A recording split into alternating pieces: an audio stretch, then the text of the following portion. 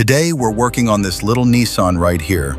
And listen, this car may be small, but the clear coat mistakes people make on cars like this, massive.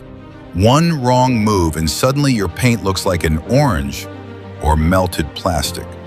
So in this video, I'm going to show you 5 beginner mistakes that can absolutely ruin your clear coat. And trust me, I've seen all of them.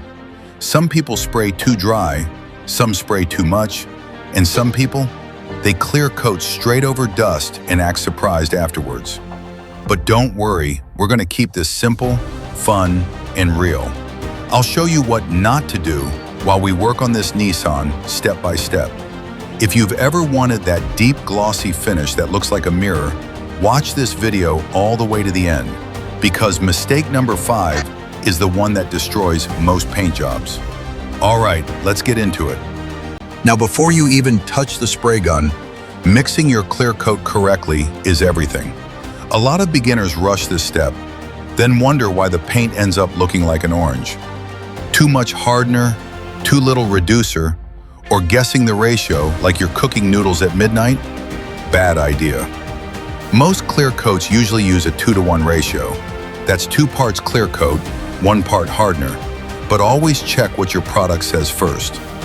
And remember, if the mix is wrong, the clear coat might spray too thick, dry too fast, or leave that rough orange peel texture nobody wants. All right, first coat going down now. And this is where a lot of beginners get way too excited. The moment they see the paint getting shiny, they start spraying the clear coat like they're watering plants. But the first coat is not supposed to be super heavy. Think of it like building a foundation. You want a smooth, controlled coat so the next layers can stick properly. Notice how I'm keeping the spray gun moving the whole time. If you stay in one spot too long, congratulations, you just created a clear coat run. And fixing runs later is not fun at all. Another mistake people make is spraying too far away from the panel. That's how you end up with dry spray and rough texture. Too close? Runs. Too far? Sandpaper finish. So you want that sweet spot. And look at the overlap too. Every pass should overlap the previous one by around 70%. That helps the clear coat lay down evenly and keeps the finish looking smooth. Now, some people think more clear coat automatically means more gloss. Not true. Technique matters more than dumping material on the car. And remember, temperature also changes how clear coat behaves. If it's too hot, the clear can dry too fast before it levels out. Too cold, and it might stay soft for too long. That's why professional painters always pay attention to the weather and panel temperature. This little Nissan may be small, but clear coating small cars actually shows mistakes easier because the reflections are closer together. Every dry spot, every run, every uneven pass, you'll see it. Another thing beginners forget is keeping the panel clean while spraying. Dust loves fresh clear coat. One tiny piece lands on the surface, and suddenly you're sanding and polishing extra later. And listen to the spray gun too. A smooth, consistent sound usually means the gun is spraying evenly. If it starts sputtering or spraying uneven patterns, something's off. Maybe air pressure, maybe the mixture, maybe the gun setup. Now right here I'm focusing on keeping a wet edge.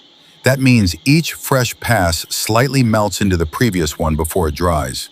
That's what helps give that smooth, glass-like finish everybody wants. And no, don't panic if the first coat doesn't look insanely glossy yet. That's normal. The shine really starts coming alive after the next coats and final polishing. But already you can see the paint waking up.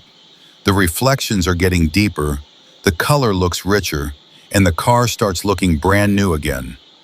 This is honestly one of the most satisfying parts of painting a car. One minute the panel looks dull and tired. Next minute, it starts looking like a mirror. All right, first coat almost done. Looking smooth so far.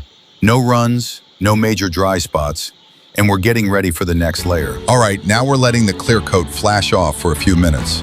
This step is important because it gives the solvents time to evaporate before the next coat goes on.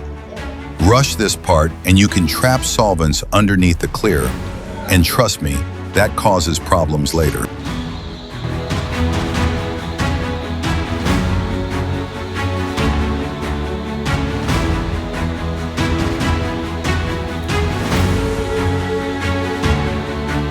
All right, second and final coat going down now. This is where the real gloss starts showing up. The first coat was mainly about creating a good base, but this coat right here is what gives the paint that deep, wet look everybody loves. And now you can really see why preparation matters.